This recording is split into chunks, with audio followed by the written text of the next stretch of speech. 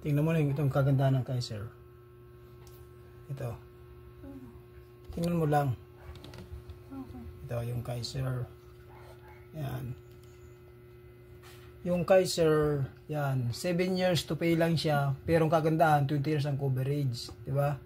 Kagandahan sa Kaiser, 3-in-1 na tinatawag. Meron siyang healthcare, may insurance at may investment. Para sa ng healthcare, in case kung magkasakit man, merong magagamit na healthcare.